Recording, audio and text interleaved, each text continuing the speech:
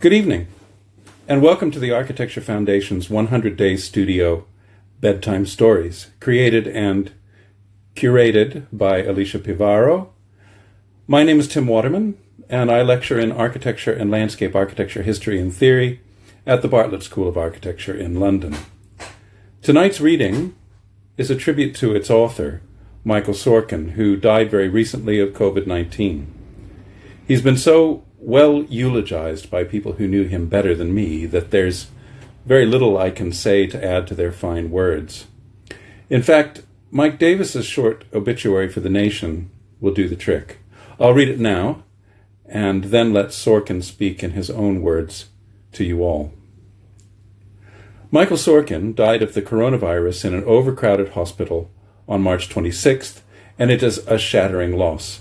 If some people consider me, that's Mike Davis, an urban theorist, it's only because in 1992 Michael conscripted me to write a chapter in the collection Variations on a Theme Park. His ideas have had an immense influence in shaping my own. He was by any measure the most important radical theorist of city life and architecture in the past half-century. New Yorkers old enough to have been readers of the Village Voice in the 1980s, when he was the paper's architecture critic, will never forget the war he waged against mega-developers and urban rapists like Donald Trump, or how, in Whitmanesque prose, he weakly sang the ballad of New York's unruly democratic streets.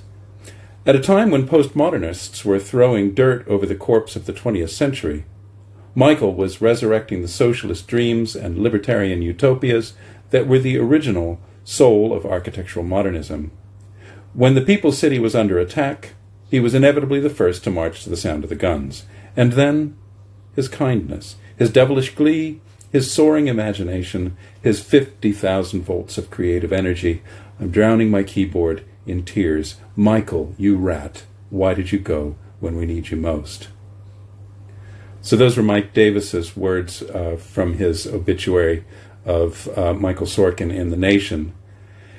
And tonight's reading is from the essay Utopia Now, from the collection All Over the Map, Writings on Buildings and Cities, published by Verso Books in 2011. And the reading itself will take about 20 minutes to get through. So here's the book, Michael Sorkin, All Over the Map, and the essay Utopia Now. So, Utopia Now begins with an epigraph from the great Lewis Mumford, from his book, The Story of Utopias, of 1922, well worth seeking out. And the epigraph is, "Our most important task at the present moment is to build castles in the sky." And Michael Sorkin begins. Utopia gets a bad rap. For a generation of scarred scholars, including Hannah Arendt, Karl Popper, Isaiah Berlin, and others, Auschwitz was Utopia's inevitable omega point. For them, Utopia was the implacable enemy of pluralism, freedom, and individualism, values at the very core of liberalism. After Hitler and Stalin, the utopian virtues of harmony, leisure, abandon. Such bright Emerald City imaginings are tough to sustain nowadays. In Blade Runner, for example, it's always raining. And we muzzy advocates risk being tarred as fascists, or worse, as superannuated, hopelessly naive fossils of the 60s, that utopian decade. Nor does it help so much that so much of our contemporary critical discourse is rooted in a broad pessimism and the kind of over-aestheticized styles of negation that have gripped so much architectural theory. If, writes Ray Chow, the terms for grasping the classical order of things are resemblance, analogy, continuity, and propinquity, those for grasping the modern world have to do with estrangement, difference, discontinuity, and distance. This is the Heimat of dystopia, the sum of our fears, attuned to the threat of cruelty rather than the possibilities for joy. Foes of all totalizing master narratives, we are too fearful of the flip side nightmare to see the upside of the imaginary, and so surrender the useful, constructive example of the all at once.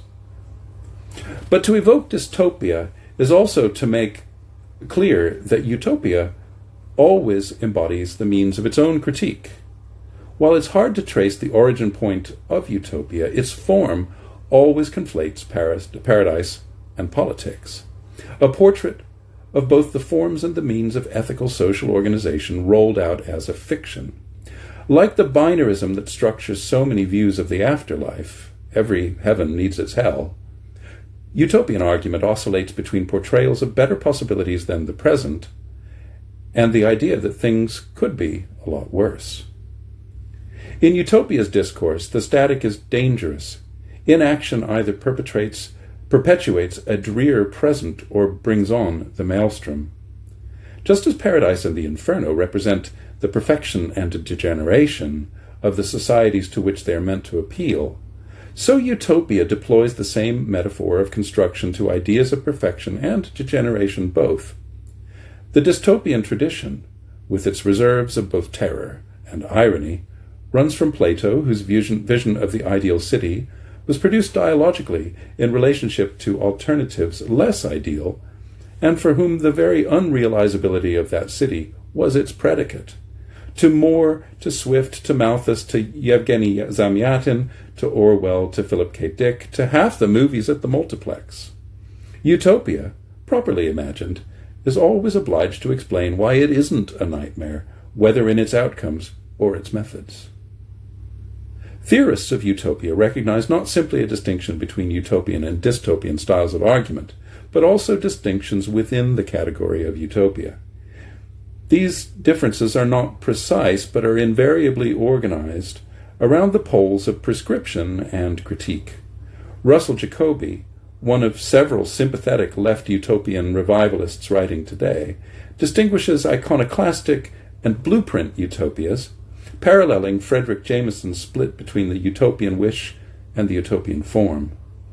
François Chouet writes of progressivist and culturalist utopias. There are golden ages and far horizons. While one appreciates the need to distinguish, let us say, Ernst Bloch from Jona Friedman, there may be less to these distinctions than meets the eye. It bears repeating that it is the nature of the utopian project to speak its wish through the medium of form, however inversely or obscurely. This is the source of both its power and its problem. A utopian argument always includes the idea of construction, some series of human measures to bring about the ideal thing itself, however vaguely, provisionally, or fictitiously described. The condition of utopia is not that it proposes its own realization, a deliberation with an outcome. Without its topos, the idea of place, utopian thought would simply lapse into some other style of ethical, metaphysical, or political speculation. And this is why it is so important, as precisely the only way of speculating concretely about a projective connection between architecture and politics. To design utopias is to enter the laboratory of politics and space to conduct experiments in their reciprocity. This laboratory, unlike the city itself, is a place in which variables can be selectively and freely controlled. At the point of application of the concrete, utopia ceases to exist. The topoi of utopian urbanism have remained remarkably consistent for centuries and originate in the homology between city and society, begging questions of boundedness and growth, of the relationship of publics and their spaces, of the right dimensions and organization of communities, of the character of the beautiful in just societies, of the connectedness of built and natural, and of the interaction of subjectivity and space. Within the territory of architectural utopias, these issues can be invoked in various ways, and the idea of the blueprint, of the model, is always rhetorical. While utopia and dystopia may simply be different figures used to produce the same argument, the special power of dystopia is both that it clarifies the risks in the present and that it is mute about specific alternatives to its alternative. For those fearful of the inescapable immanence of the totalitarian in utopia, dystopian representations have the advantage of insulating the critic against the risk of excess prescription, but it's an irony of criticism that will only countenance utopian thinking in dystopian form that it requires a literal-minded fundamentalist hermeneutics, that it takes its utopia straight.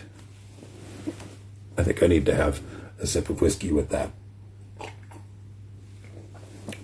Takes its utopia straight. Not so different from the kind of biblical exegesis that fixes the birth of time exactly 6,000 years and 23 minutes ago, envisioning the new in anything approaching its all at once, is seen as an incitement to the bloody obliteration of the now, unless it is figured as a warning.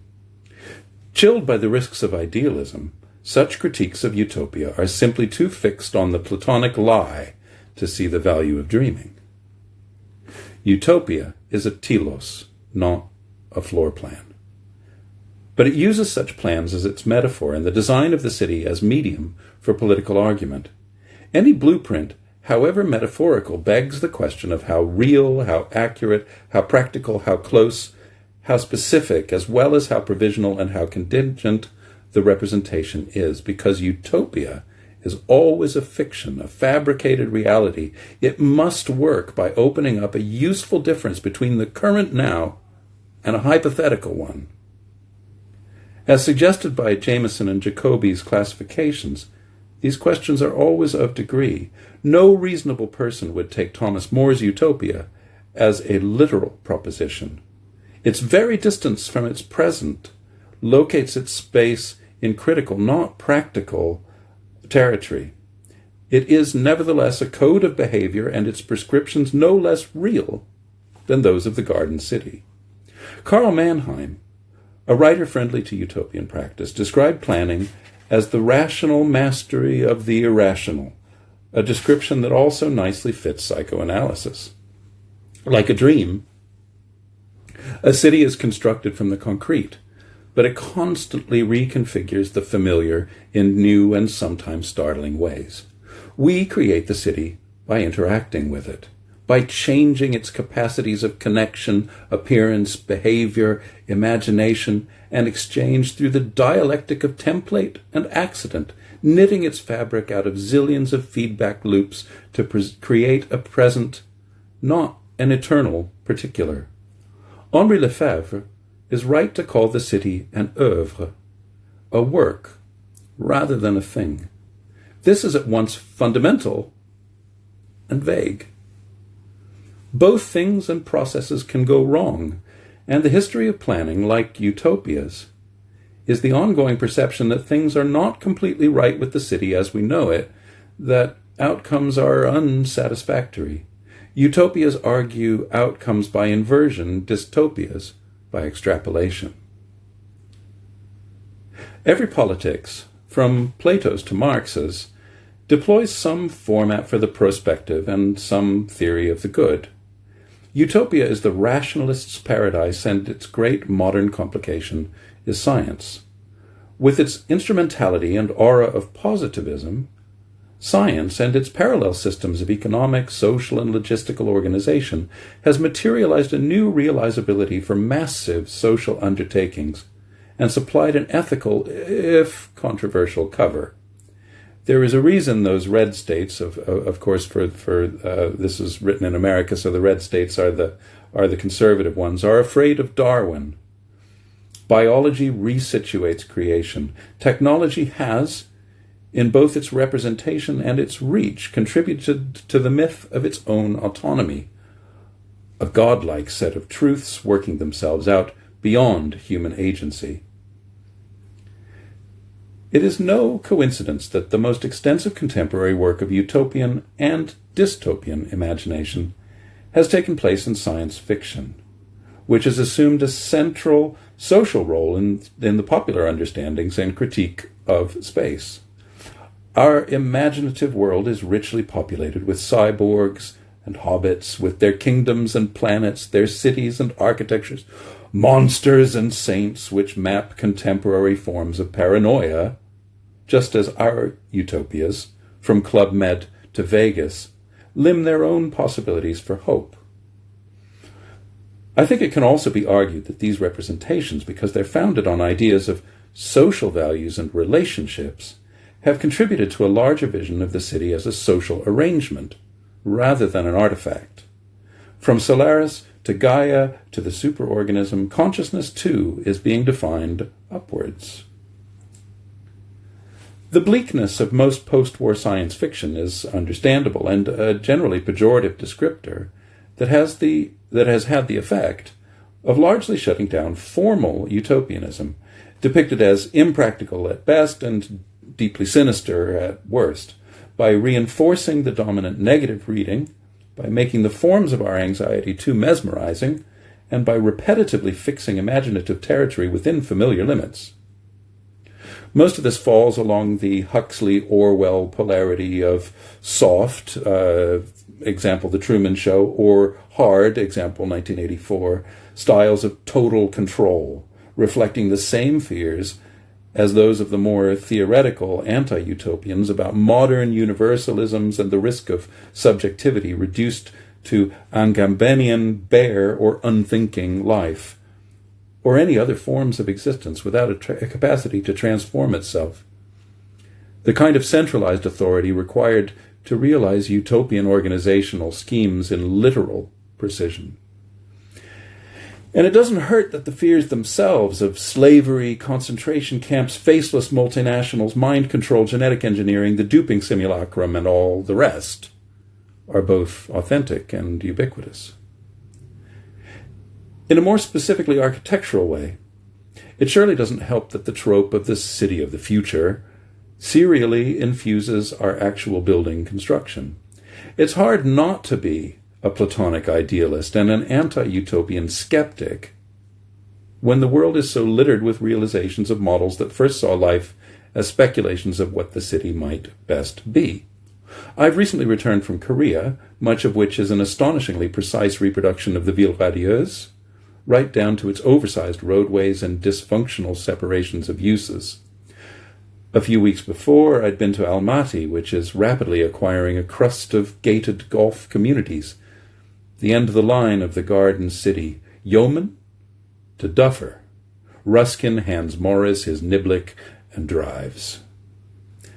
The main drag in Dubai is lifted intact from the 1939 General Motors Pavilion. Vegas is the apotheosis of postmodern semiotic recombination, a world of signs.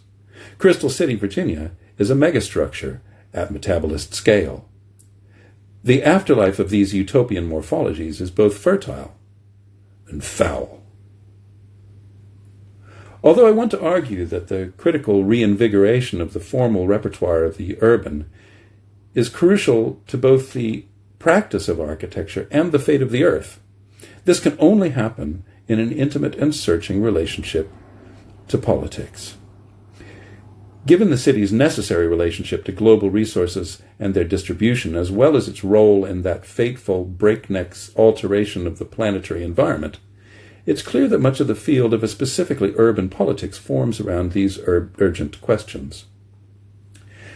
It's also evident that the nature of the autonomy of individual cities within tightly laced systems of global economic and political organization is becoming a more and more crucial issue for both individual and federated forms of freedom.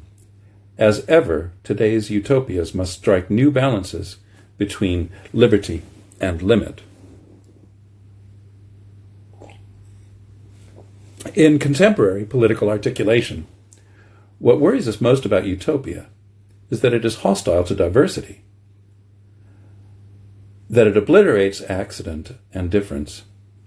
This is an understandable anxiety. The discredited modernist utopia is dominated by a single political figure, equality, which it simply understands arithmetically.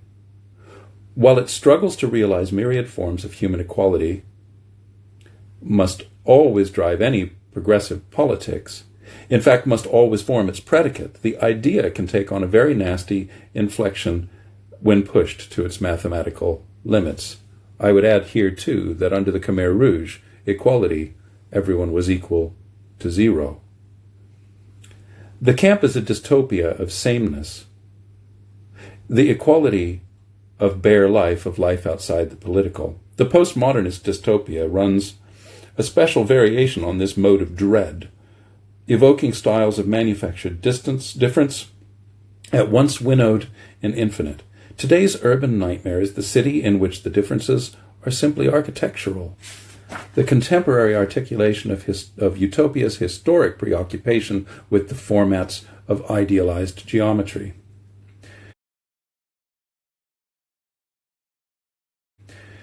In the critique of modernist planning exemplified by Jane Jacobs, Utopia and the master plan are strictly analogous.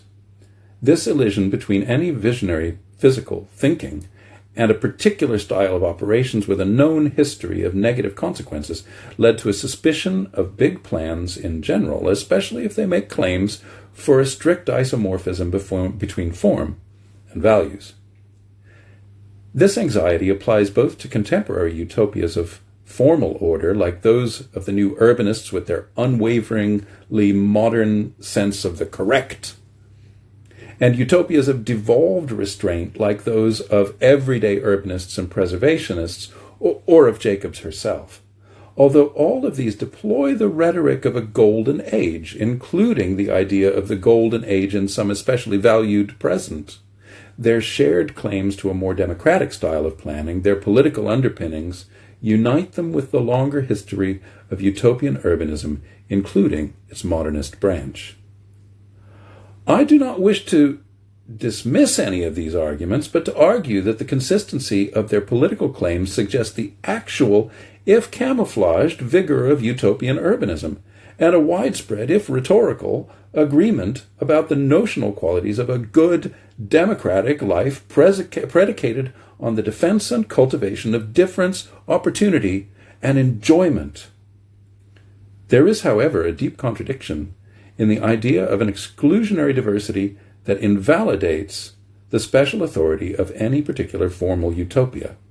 The idea that a contemporary utopia cannot be expressed as a formal singularity with universal aspirations, if, as I am arguing, to be a utopian is to embrace a strong principle of tolerance, open-endedness, and continuous disputation over the reasons for it. This means that there will be many translations of principles into practice, that there must be many utopias, that the fantasy of a single point of formal convergence must be trashed in favor of an inexhaustible multitude of non-homogeneous outcomes. Utopia is important precisely because it is not a city, but a representation of one. The necessary singularity of any utopian image will be alleviated by multiplicity. Every utopia adds to the repertoire of urban possibilities, and by a general recasting of urban utopianism as the study of points of departure rather than end states. For utopians, history cannot end. If the task of utopia is to expand the repertoire of urban formal differences, it must be on behalf of a politics that values difference in some particular way, not as one more consumer choice, Coke or Pepsi, Frank or Rem. What utopia represents is always also an idea about social relations which are constrained or made legible through the medium of architectural, urban, or territorial organization. At a minimum, this means that the set of utopias should be heterotopic and multiple, providing an armature for thinking about mutability and some proposition about limits, however extreme. The counter-argument is that any projective representation that exceeds a certain scale must be a representation of thwarted difference precisely because it is not the product of actual clash and collaboration, of differences voiced by different actors. But this argument denies the usefulness of the imaginary and of fantasy in fueling interpretive diversity, the role of artists and thinkers operating in their special spheres, and the fact that utopias add to, rather than subtract, from the global store of ideas. thank you for tuning in and listening. That's it for this evening's bedtime story. I hope that was enjoyable, and we'll be doing this for another few weeks yet. So thank you, all of you, and good night.